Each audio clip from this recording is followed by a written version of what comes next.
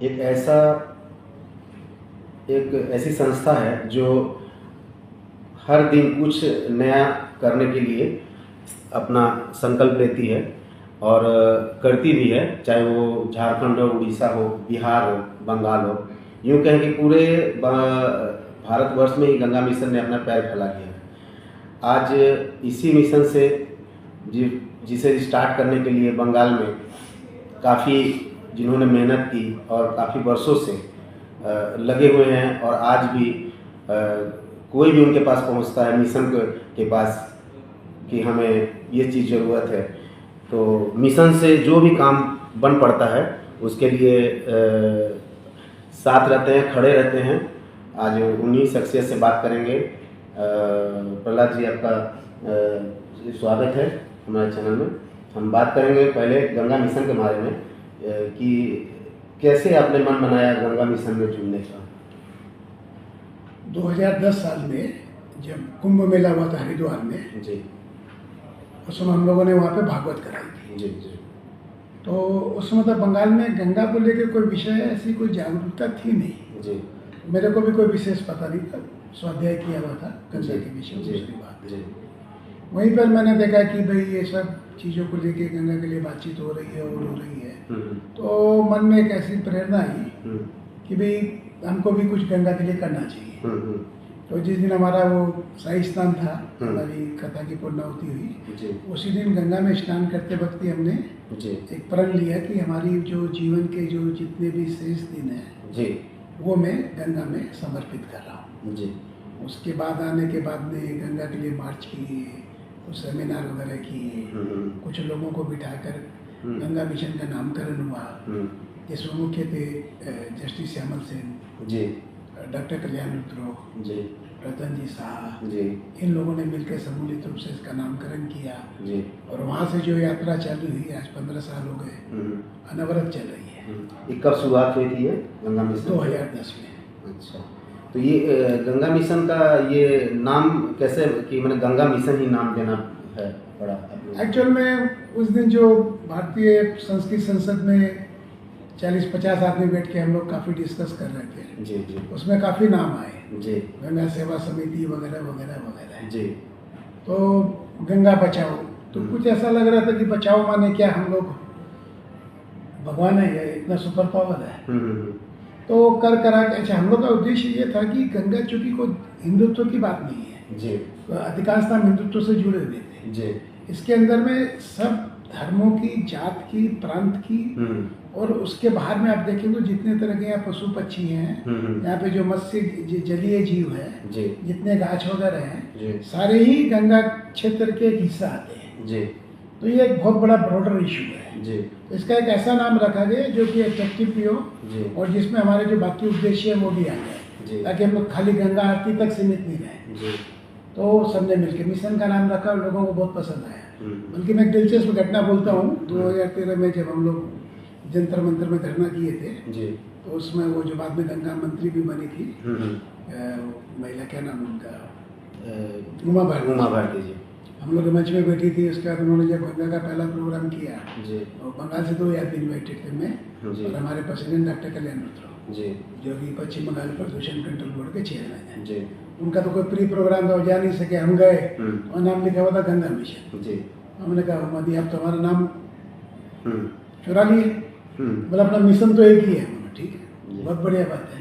इसीलिए आप देखिएगा कि गंगा मिशन ही एक नाम है, जो पहले तो बीजेपी पोर्टफोलियो में गंगा मिशन ही घूम रहा था, तो मेरा नाम ही उनके दिमाग में बैठा हुआ था। और आप समझ सकते कि मिशनरी सबसे आया क्रिश्चियनिटी से ही है, जो कि बीजेपी की मानसिकता में सूट नहीं करता। कहने का मिशन वो मिशनरी वाले ये लोग करते थे ना। तो ठीक है, लेकिन काम होना चाहिए। मुख्य उद्देश्य नाम से क्या मतलब है, नाम हो जो एकदम अट्रैक्टिव हो।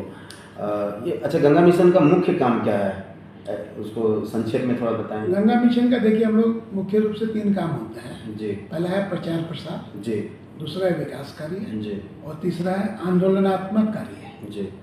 तो प्रचार प्रसार में हम लोग सेमिनार करते हैं, बच्चों के बीच में उनका कंपटीशन कराते हैं, एग्जाम लेते हैं, जी जी। मार्च फॉर गंगा करते हैं, लोगों को अवेयरनेस करने के लिए पोस्टर वगैरह लगाते हैं, जाके झाड़ू देते हैं जी। घाट वगैरह में। जी पहले हम लोग गंगा आरती बाग बाजार में 10 साल तक कराए थे। जी। तो इससे ताकि गंगा के बारे में लोग जुड़े, जी आए, उसके पास आएंगे तो समझेंगे। जी और जो विकास कार्य क्या होता है, जब लोगों को किसी चीज़ का डायरेक्ट बेनिफिट मिलता है जी तो वो लोग उसको रिकॉग्नाइज करते हैं। जी जैसे अभी तक हम लोगों ने 13 लाख गाछ लगा दिया, जी 10 लाख से ज़्यादा मछलियाँ छोड़ दी तालाबों में, जी और 1 लाख से ज़्यादा जो पक्षी के घोंसले होते हैं जी वो हम लोगों ने जगह जगह पे दे दिए। जी तो लोगों के यहाँ पक्षी आने लगे। उस दिन वो बांसबेरिया में बैठे थे, जी चेयरमैन को बोलो यार तुम्हारा तो यहाँ तो आपका पक्षी आ गया बांसबेरिया में, 10 साल पहले कोई पक्षी नहीं दिखता था वहाँ। जी जी जी तो बोलते गोयनका जी गंगा मिशन की मेहरबानी है। तो लोग नीचे से जुड़ रहे हैं। तो गाछ में भी हम लोग आजकल मोटामोटी सारे फलों के गाछ लेते हैं। जी तो जो आदमी भी एक गाछ लगाएगा तो साल में आम का गाछ है तो 400-500 आम मिलेंगे उसको। तो आप जब वो जब भी देखेगा, खाएगा, उसको गंगा की याद आएगी। तो आज के युग में क्या है कि आदमी इतना बिजी है कि आपको उसको रिमाइंड करना पड़ता है कंटिन्यूअस स्मोक करना। जी जी। उसके अलावा भी हम लोगों ने, आप समझिए, 10,000 वाटर फिल्टर लगा दिए स्कूल में, अच्छा 300 से ज़्यादा वाटर कूलर लगा दिए।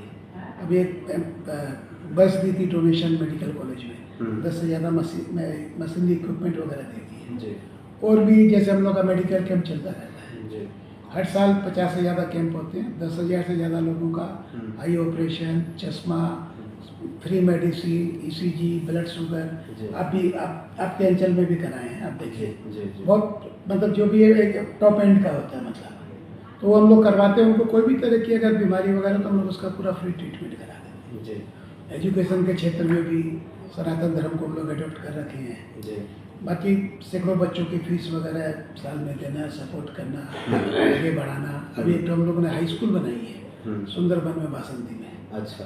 तो वहाँ नर्सरी से लेकर 12 क्लास के बच्चों को। तो ये हाई स्कूल आपने जो बनाई है तो ये मतलब किस मीडियम का ही है? ये वहाँ पे तो बांग्ला मीडियम लोकल आदमी है ना। जी जी ये भारत सेवा संघ के साथ में हम लोग संचालित कर रहे हैं, अच्छा चल रहा है। जी। और उसके अलावा भी जो वृद्ध लोग हैं जिनको लोग रहने की जगह नहीं है, लोग निकाल देते हैं, बच्चे लोग नहीं रखते। जी जी जी।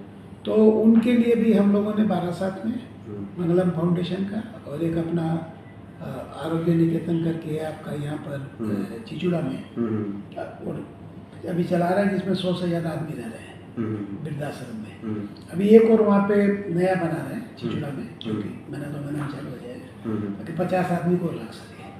तो इसकी काफ़ी हम लोग सब फ्री में करते हैं, मतलब किसी का 1 पैसा चार्ज नहीं।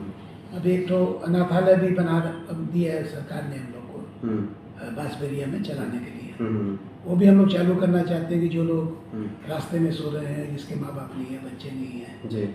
तो सभी अनाथ माने सभी, खाली बच्चों का नहीं, सभी का ही सभी हम लोग उसका फ्री के अंदर उन लोगों का सेवा मतलब वो रोड से उठाकर उसको पूरा एक जगह देने पर सब सारी सुविधाएं, वो सारी सुविधाएं उनको दे सकें, ताकि उनका जीवन भी। गंगा मिशन नाम लगा जैसे लगा सिर्फ गंगा से ही प्रेरित है, लेकिन आपने बहुत कुछ बता दिया, काफी तीसरा जो काम है आंदोलनात्मक, जी हम लोग धरना देते हैं जी, हम लोग RTI करते हैं जी, हम लोग मतलब प्रेशर करते हैं सरकार को या अन्य लोगों को, इंडस्ट्री को, कि भाई आप ये गंगा को पोल्यूट मत करिए। जी उसके लिए हम लोग PIL भी करते हैं, कलकत्ता में भी किए हैं, सुप्रीम कोर्ट में भी कर रहे हैं। जी। कुछ एक ऑर्डर हम लोग को उत्तराखंड।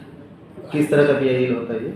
PIL जैसे यहाँ पर है कि मूर्ति विसर्जन नहीं हो, जी इलाहाबाद हाईकोर्ट में ऑर्डर मिल गया, जी कलकत्ता में भी पेंडिंग है, जी, क्योंकि मूर्ति के साथ भी पोल्यूशन बढ़ता है गंगा के विसर्जन के टाइम। जी जी। तो वो नदी में नहीं हो, तालाबों में हो जाए, उसका अल्टरनेट व्यवस्था पूरे यूपी में हो रहा है अभी। जी। नदी में, गंगा जमुना में डालना बंद है। अच्छा। और अभी जो हम लोग वहाँ पे जो कई 8 या 9 डैम का कंस्ट्रक्शन रुकवा दिए, जी। वहाँ पे देहरादून हाईकोर्ट में केस करके, जी उत्तराखंड में। जी अभी हम लोगों ने एक तो केस किया है, जो हम लोग एडमिट भी हो गया है काफ़ी, उसमें सरकार के जो जवाब भी आए हैं, जी उसके अंदर में हम लोग का केस काफ़ी मजबूत हो गया, क्योंकि सरकार का जवाब उसमें मान रहे कई जगह की हम लोगों ने रिपोर्ट नहीं की है, स्टडी नहीं की है, पता नहीं है। तो एक मैसेज करके फीस होती है जो 55 किलो की होती थी, आजकल वो 25 किलो की हो गई, और वो अपने जो अंडे देती है वो पहाड़ के ऊपर जाके देती है। जी डैम बनने से वो बाहर नहीं, ऊपर नहीं जा सकती है। जी तो डैम के किनारे हम लोग चाहते हैं कि एक चैनल बने, जी ताकि उसका फ्लो का रास्ता चलता रहे। जी। ये हो जाता है तो जो नेचुरल फ्लो बोलते हैं नदी का, वो भी रेगुलर मेंटेन हो जाएगा। तो वो भी हम लोग को उम्मीद है कि बहुत जल्दी ऑर्डर आ जाएगा। अभी एक जो केस किए हैं, अभी जो रिसेंटली फाइल किए हैं जी। उसमें क्या है कि ओशियन एक्ट में एक नो कंस्ट्रक्शन जोन जी। NCZ करके एक प्रोविजन है जी। कि जहाँ तक समुद्र का इलाका है उससे 500 मीटर तक आप कोई भी तरह का कंस्ट्रक्शन नहीं कर सकते हैं। जी। तो यही बात हम लोग उसमें किए हैं कि करीबन कि सारे जितने भी स्टेट हैं, केंद्र शासित है, सब राज्यों को पार्टी बना के करीबन 48 करीबन है। जी। तो उनके ऊपर भी हम लोगों ने केस किया है कि आप लोग ऐसा एक अपना लैंड रिकॉर्ड ठीक करो। जी। नदी को जो आप एक धारा दिखाते हो, जी। एक पुकुर है तो पुकुर है, उसको बंद करोगे तो दूसरा पुकुर खोदना पड़ेगा। तो नदी के ऊपर कंस्ट्रक्शन करोगे तो नदी खोदो, जी। उसको बोलो दूसरा नदी बना के, तो वो तो बना नहीं सकता है। तो उस एरिया को 500 जो हाईएस्ट फ्लड लेवल होता है, जी। उसके बाद दोनों तरफ में 500 मीटर के अंचल को जी। आप नो कंस्ट्रक्शन जोन डिक्लेयर कर दो। जी। तो भविष्य में कोई कंस्ट्रक्शन नहीं हो। जी। और अभी जो कंस्ट्रक्शन हो गए उनको आप रिहेबिटेट करिए। तो अभी आपने देखा होगा वो जो आपके जो भी बहुत बड़ी त्रासदी हुई थी उत्तराखंड में, जी। क्या नाम उसका, घारवी की क्या, जहाँ पे वो फ्लड, हाँ फ्लड आया था, पानी आ गया था, जी। धरावी करके, और सारी चीज़ें सारा पूरा डेथ हो गया, कुछ नहीं बचा। जी। No construction, no human being, no गाछ, जी। नो पशु पक्षी, कुछ नहीं बचा। तो पहले हम लोग को लगा कि भाई कोई क्लाउड बस्ट हो गया होगा, जी। तो नेचुरल कैलामिटीज है। जी। लेकिन नासा की पिक्चर में 2 दिन बाद पता चला कि उसमें कोई क्लाउड बस्ट नहीं हुआ। फिर हम लोग को लगा कि कोई वो जो बर्फ़ रहती है वो घिसक गई होगी। जी। तो बाद में 3-4 दिन बाद पता चला वो भी नहीं घिसकी। जी। माने नेचुरल कैलामिटीज नहीं है, प्राकृतिक आपदा नहीं है। जी। तो ये क्या हुआ, उस दिन बरसात ज़्यादा हुई और बड़े बड़े पत्थर के छोटे छोटे कंकड़ में अटके रहते हैं। जी। वो घिसक गया होगा, सारा मलबा और पानी आके वहाँ जमा हो गया, वहाँ पे तालाब बन गया और सब। ये पहले भी हुआ था। जी। पहले जो शिव मंदिर था गंगा में चला गया। जी। भद्र लोगों ने उसको निकाल के फिर दोबारा शिव मंदिर बना दिया। अब ये जो इनोसेंट व्यक्ति है जो वहाँ पे दुकान कर रहे हैं, होटल कर रहे हैं, मकान कर रहे हैं, इनको जो लोकल अथॉरिटी है वो परमिशन दे रही है, जी। जमीन का ट्रांसफर कर रही है, जी। बिल्डिंग बनाने का परमिशन दे रही है। जी। वो बिहार से, यूपी से या उत्तराखंड का साधारण आदमी है, उसको तो इतना प्रकृति के बारे में पता नहीं है कि डेंजर जोन है। जी। तो मैं बोलता हूँ कि इतने जो लोग मरे हैं, ये क्राइम है जिसके लिए सरकार के वो ऑफिसर या सरकार के वो तंत्र जिम्मेदार है जिन्होंने उनको वहाँ पे मकान बनाने दिया। उन सब के ऊपर में क्रिमिनल केस होना चाहिए, उन लोगों को सजा मिलनी चाहिए ताकि भविष्य में ये चीज़ें ठीक हो सके। तो आप जो बात बोले ऐसा होता तो है नहीं, नहीं होता है, हमको पता है। कहीं ना कहीं देखिए मेरे को तो ये भी पता है कि मेरे जीवन में मैंने इसलिए अपना सम्मान लेना बंद कर दिया। मैं किसी को दिवाली के त्योहार की ग्रीटिंग्स नहीं देता हूँ। जिसका आता है उसको मैं खाली प्रणाम कर देता हूँ। तो मेरा क्या है कि मैं जानता हूँ मेरे जीवन में गंगा का शुद्धिकरण नहीं होगा, मेरे को कोई असुविधा नहीं है, मेरे परवर्ती जीवन में होगा। आपका एक मिशन जैसे रहा कि पेड़ लगाते हैं हर जगह, तो देखेंगे कि कलकत्ता सर जहाँ भी हम लोग बैठे हैं पार्क एरिया में, तो पेड़ एक तरफ आप पेड़ लगा रहे हैं कि दूसरी तरफ पेड़ काट कर तालाब भर कर बिल्डिंगें बन रही हैं, तो किस तरह से ये संतुलन बनाएगा? क्योंकि एक जैसे बिल्डिंग आप बना रहे हैं तो कहीं ना कहीं आप विदेशों में जाएंगे देखिए कोई प्लानिंग हो रहा है बिल्डिंग का, तो उसके जगह पर जितने भी बगल में पर्यावरण भी उसका ठीक ठाक रखा जाता है, जबकि ये मेट्रो शहर में संभव नहीं है। नहीं, ऐसी बात नहीं, मेट्रो शहर में संभव नहीं, मैं इससे आपसे सहमत नहीं हूँ। क्योंकि अभी भी मान लीजिए मैं बात गया था, लंदन गया था, स्पेन गया था, पुर्तगाल गया था जी, उनकी राजधानी में गया जी, तो हर जगह है बैलेंसिंग बोलते हैं उसको, प्रकृति के साथ में आपको उसको बैलेंस करके चलना चाहिए। हमारे पास में आज कलकत्ता इतना बड़ा शहर है, इसका कोई टाउन प्लानिंग ही नहीं है जी, तो बैलेंसिंग क्या, वहाँ पे खेलने के बड़े बड़े ग्राउंड है बार्सिलोना में, वहाँ पे बड़े बड़े वो हैं, ग्रीन है, ये है, बिल्डिंग भी है मल्टी स्टोर्ड। चाइना भी मैं बहुत बार गया हूँ, तो पूरा विश्व में हर जगह किया हुआ है। यहाँ पे कोई प्लानिंग नहीं है कैसे करना है, कहाँ पे हमको शहर बनाना है, अर्बन सेटलमेंट क्या करना है, उसके लिए हमको किस तरह का ट्रांसपोर्टेशन चाहिए, हमको कितना उसके अंदर में एजुकेशन चाहिए, कितने हमको हॉस्पिटल की स्वास्थ्य की सेवा के लिए हमको व्यवस्था चाहिए, कितना हमको वहाँ पे खेल कूद की जगह चाहिए, कितना हमको ऑक्सीजन चाहिए। अभी आजकल आप देखिए, लेकिन हमने एक प्रवृत्ति देखी है, बहुत सारे लोग अपने फ्लैट के बरामदे में खिड़की में, हाँ लगा। छतों में। अब धीरे धीरे छोटा छोटा तुलसी का, नींबू का, कुछ भी हो लगा रहे हैं। लेकिन हरियाली के प्रति लोगों का एक चाहता बढ़ी है। आप तो जैसे पेड़ दे देते हैं, हर जगह देते हैं, तो कहीं ना कहीं वो लेने वाले ले भी लेते हैं।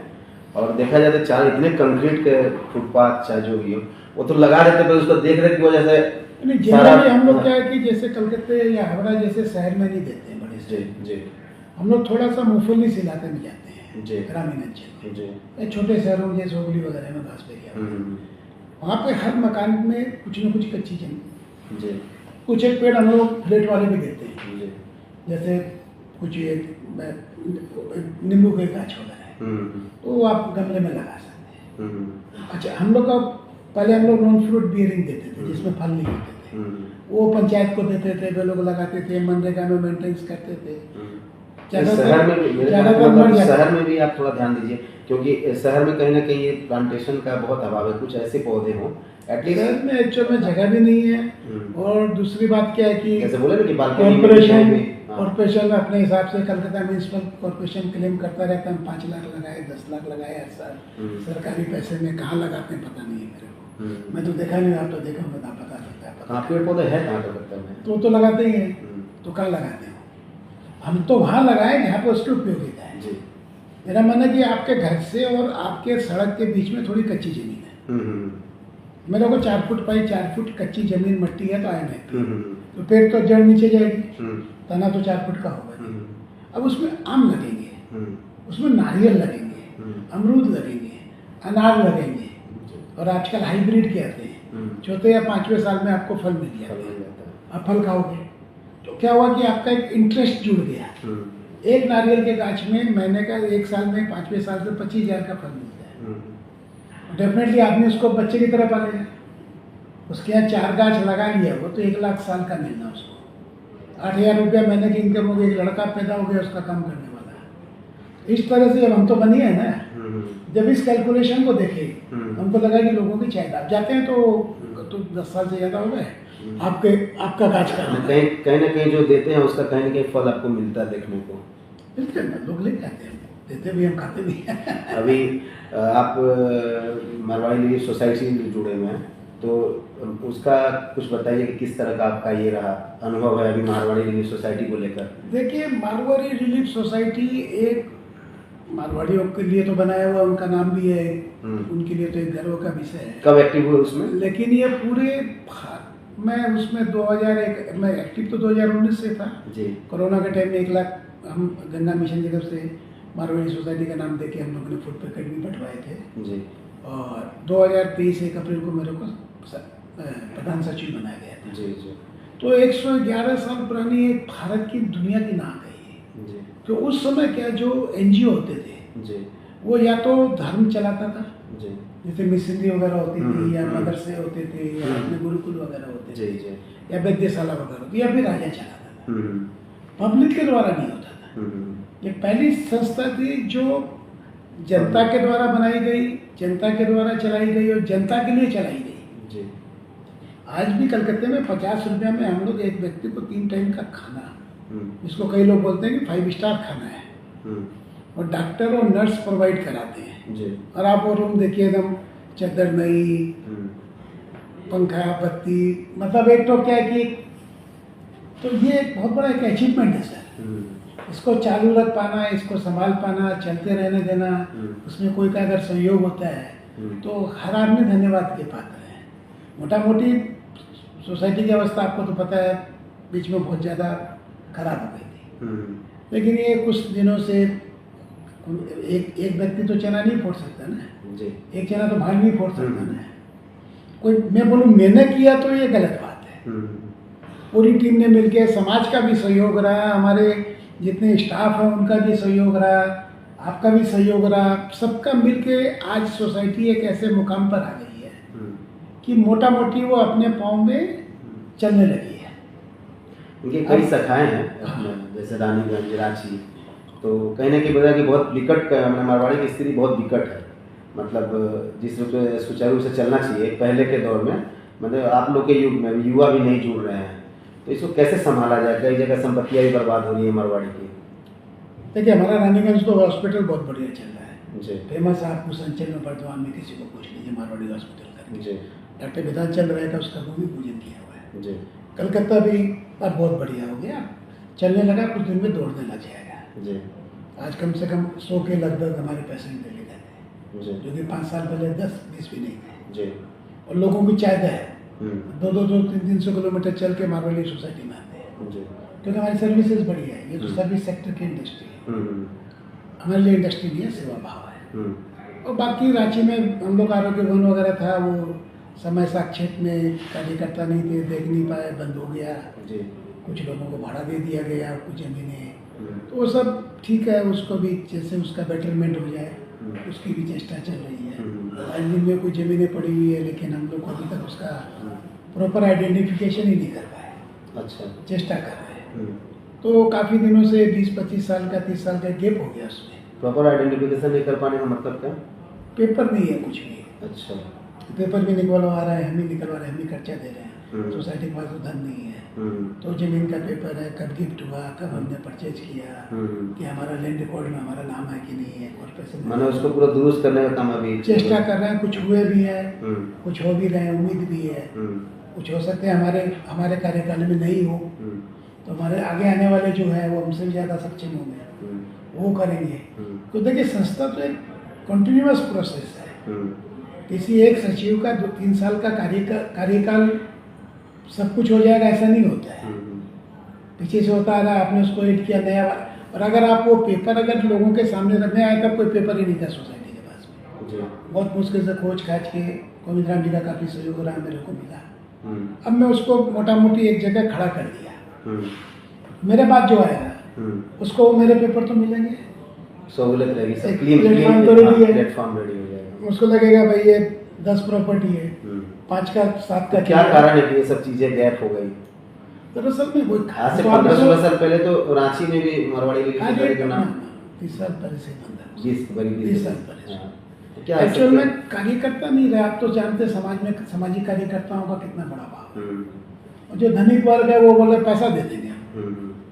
कहीं ना कहीं तो समाज सेवी बिजनेस में नहीं चला रहे हैं इसको, चला रहे हैं, लेकिन हाँ। समाज सेवी हमारे समाज में, मारवाड़ी समाज में, हिंदी भाषियों में, इवन मैं बोलूँ कि बंगाल के मतलब कलकत्ते में जो मैं देख रहा हूँ, कोई भी बंगाली हो कोई भी हो, कार्यकर्ता नहीं मिल रहे। हम तो सबको बुला रहे हैं, फिर बिहारी आओ, यूपी आओ, मारवाड़ी आओ, बंगाली आओ, क्योंकि जो हमारे पेशेंट है वो तो सब है।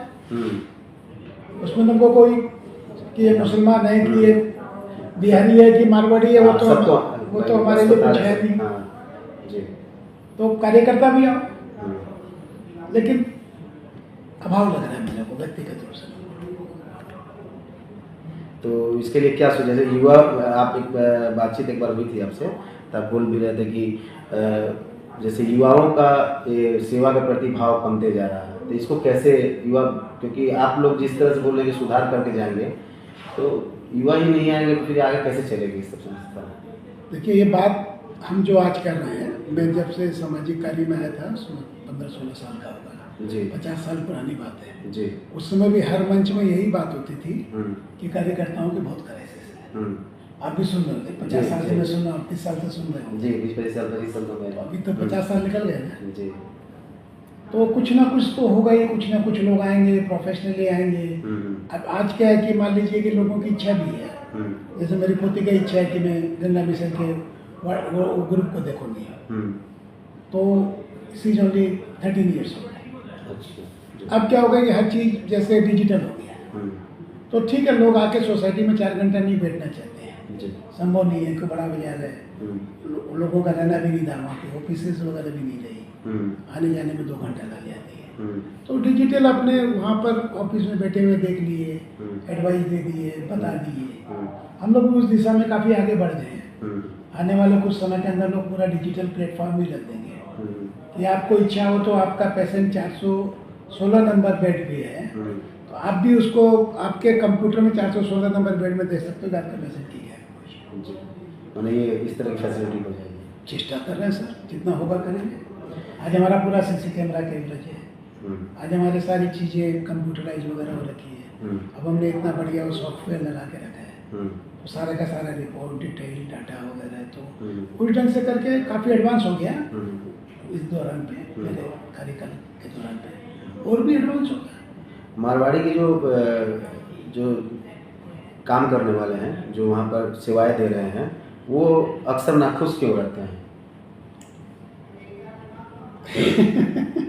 सेवा देने वाले तो देखिए, एक तो स्टाफ हो सकता स्टाफ है, मेरे ख्याल से 200-250 से 300 के आसपास 200 स्टाफ है, 200 परमानेंट नॉन परमानेंट 200 से करीब है। 200 के करीब। और एक आपके हो सकते हैं कि जब जो हमारे डॉक्टर्स वगैरह जो आते हैं रहते हैं वहाँ सर्विसेज में, जी और एक आप जो समझ लीजिए जो हमारे रोगी वगैरह आते हैं, जी पेशेंट्स वगैरह हैं, जी हम कस्टमर तो नहीं बोलेंगे उनको, ना, हाँ, यानी कि सेवा में हो तो वहाँ पर तो ये सेवा हम लोग का जो है मारवाड़ी शुरू से ही सेवा भाव में ही रहा एक है। हम लोग एग्जीक्यूटिव कमेटी है, चूँकि कंपनी में एक्ट में है, तो जो 300 सदस्य हैं वो उसके शेयर होल्डर है। ये एक मैनेजमेंट पार्ट हो गया। जहाँ तक पेशेंट का पार्ट है, आपको भी पता लगा सकते हैं, जो कंप्लेन उन लोगों की सेवाओं के प्रति थी, वो प्रत्येक वर्ष, प्रत्येक महीने, प्रत्येक दिन कम होती जा रही है। वही मेरे को बाकी लोगों को भेज रहे हैं, उसीलिए मेरे पेशेंट बढ़ रहे हैं। एक समय तो मारवाड़ी बहुत बदनाम हो गई थी कलकत्ते में, लोग बोलते थे टैक्सी में जाओ और बहन में आओ, मतलब डेथ सेंटर की तरह हो गई। अब वो परिस्थिति नहीं है। जब लोग 90% ज़्यादा आदमी को ठीक करके घर भेजते हैं, मैं खुद देखता हूँ कितने आदमी करते हैं। वहाँ पे जो सर्विसेज हैं, लेबोरेटरी की है, एक्सरे वगैरह है, मिनिमम रेट के अंदर बेस्ट क्वालिटी की चीज़ें हैं। डॉक्टर वगैरह खाली 100 रुपया में ओपीडी वाले देखते हैं। इमरजेंसी मेरा पूरा फ्री है, रिहैब सेंटर में है, उसमें भी जो लोग हैं उनको दुरुस्त किया जाता है, ब्लड बैंक की सुविधा है, दवाइयों में 15% मिनिमम डिस्काउंट है।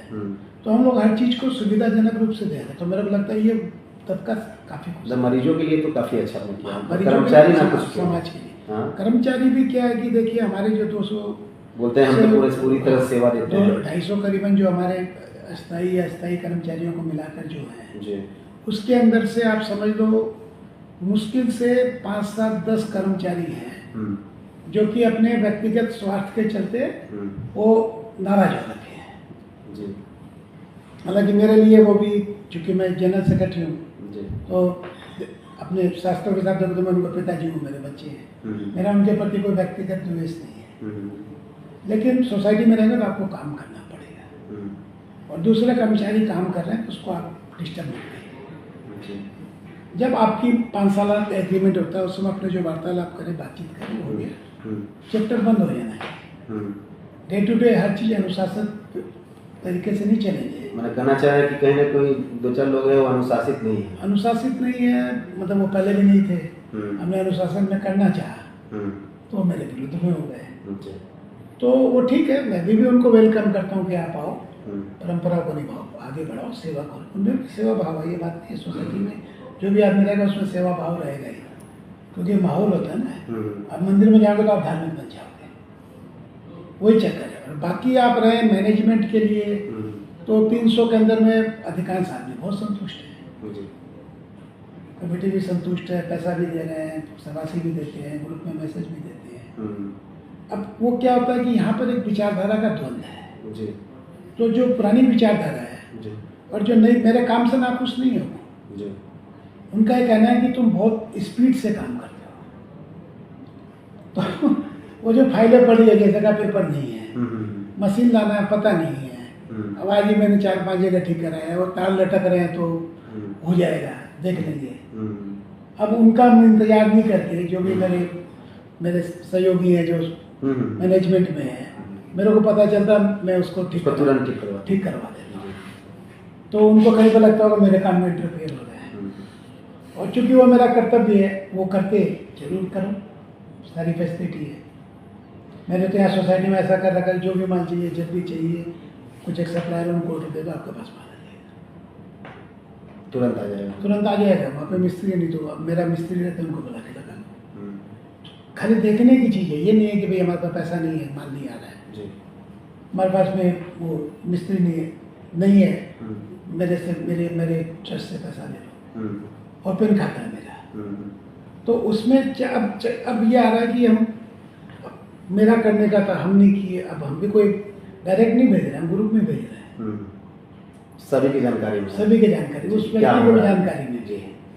और मेरा जो मैनेजर है वो करवा देता है, सोसाइटी का मैनेजर जो भैया आपको, तो ठीक है, काम हो गया, आपको क्या करें। कहीं ना कहीं इतनी सारी कठिनाइयों के बीच जो आप सेवा भी कर रहे हैं और साथ में अपना एक ग्रुप भी चला, उनका ग्रुप के आप चेयरमैन भी हैं, तो इतनी सारी कठिनाइयों के बाद आपकी उम्र भी है भाई, आप काफ़ी बड़े भी हमसे गार्जियन के हिसाब से भी हैं, तो किस तरह अपने ग्रुप को भी देख लेते हैं? देखिए, मेरा ओंकार ग्रुप 1921 में कलकत्ते में चालू हुआ जी ये 104 साल पुराना, जी अनवरत उन्नति करने वाला जी कलकत्ते के सबसे प्राचीनतम ग्रुप में है। जी बड़ा बाजार में भी हमारे पिताजी के 97 में 7 मकान थे, 300 किराएदार थे, 1100 से ज़्यादा वोटर थे। हम लोग का एक जमींदारी जैसा था। जी आज हम लोग मूलतः कंस्ट्रक्शन का काम करते हैं। 10 लाख स्क्वायर फुट दुर्गापुर में आ रहे हैं, 5-6 प्रोजेक्ट चल रहे हैं हमारे। हमारा आयरन और की माइनिंग है उड़ीसा में, टेक्सटाइल का भी काम है, बड़ा 200 करोड़ का प्रोजेक्ट आ रहा है, वो मेरा लड़का देखता है। तो व्यापार तो क्या है कि बचपन से 15 साल की उम्र से करते आ रहे हैं, वो चीज़ें रग रग में बस गई। तो ये सब चीज़ें जो सामाजिक स्तर पर कर रहे हैं, तो उसके लिए व्यापार में कुछ डिस्टर्बेंस नहीं आती है? क्योंकि कहीं ना कहीं समाज में आप उतर रहे हैं तो हज़ार तरह की निगेटिव बातें आती हैं। देखिए, आपके पास में मैक्सिमम वर्किंग आवर, आप चाहे 8 घंटा बोल दो, ड्यूटी आवर जो भी बोल दो, आप 4 से 6 घंटा से ज़्यादा वर्क नहीं कर सकते जी चाहे 12 घंटा जाकर ऑफिस में बैठ जाओ। ये मतलब मैं एकदम साइंस वाली, विज्ञान वाली बात कर रहा हूँ। वो 4 से 6 घंटा जो आप काम कर रहे हो उसको मैनेज कैसे कर रहे हो? अब मैंने ऑफिस का काम भी कर दिया, अब सोसाइटी का भी कर रहा हूँ, थोड़ा गंगा मिशन का भी कर दिया, कुछ फाइलें पेंडिंग है, बाकी मैं कल या परसों आके कर दूंगा। तो ये जो कंटिन्यूटी है, आपको समय को कैसे व्यवस्थित करना है, और उस व्यवस्था के अंदर में अगर आप कोई दायित्वपूर्ण अगर कोई लेते हो तो आपको दायित्व का पालन करना पड़ेगा, चाहे वह व्यापार में हो, चाहे सामाजिक संस्थाओं में हो या सेवा कार्य में हो। नहीं तो आप बेईमानी कर रहे हो। तो जितना सकते हो उतना करो, नहीं सकते मत करो। मैं यही बात बोलना चाहता हूँ। एक और आखिरी क्वेश्चन मैं आपसे प्रश्न करूँगा मारवाड़ी समाज के ऊपर। एक समय तो ऑल इंडिया मारवाड़ी फेडरेशन एक समाज है, अब हाल ही में एक और समाज, मतलब 2 फाड़ हो गए मारवाड़ियों में, एक हो गया महा ऑल इंडिया मारवाड़ी फेडरेशन। तो ये क्या कारण है एकजुट ना होकर अलग अलग? बात यह ना, दोनों संस्थाएं कोई काम नहीं करती है। खाली पद के लिए लोग आते हैं, बैठे रहते हैं, मीटिंग वूटिंग करते हैं और करते हैं। कोई कहीं पे सेवा करते हो, कुछ समाज के साथ में जुड़ते हो। मैं भी कम बेसी जुड़ा हुआ हूँ उसके साथ। ऑल इंडिया मारवाड़ी फेडरेशन के देखते हैं कि पेपरों में देख लिया कि तिरंगा 26 जनवरी 15 अगस्त और धरती पर मैंने कहा था धरातल स्तर पर कोई काम, बल्कि इनसे निकली हुई एक संस्था है मारवाड़ी युवा मंच जी, वो काफ़ी काम करती है। आप हर स्टेशन वगैरह में देखेंगे, ठंडे पानी की टंकी है, ये है, वो है। हमारे साथ राज भी लगाते हैं, वाटर कूलर भी लगाते हैं, काफ़ी काम करते हैं। तो इन लोगों ने कई बार चाहा कि मैं भी किसी, लेकिन चक्कर क्या है कि वो जब तक आप सेवा नहीं करते हो, कहीं ना कहीं कहते हैं मारवाड़ी में तो मैंने जो ऑल इंडिया मारवाड़ी फेडरेशन है, कहते हैं बुजुर्गों का क्लब है। क्या है, देखिए सारे बुजुर्ग हैं उसमें। वो एक्चुअली में आदमी नाम नेम एंड फेम के लिए जाता है जी, प्रेसिडेंट हो गया तो डेफिनेटली उसका एक कार्ड बन गया, सरकारी संस्थाओं में ऑफिस में तो रिकॉग्नाइजेशन हो गया जी, क्योंकि पुरानी संस्था है। नई संस्था जो खुली हुई है और महा ऑल इंडिया, इनके बारे में क्या बोलेंगे? Better not to comment.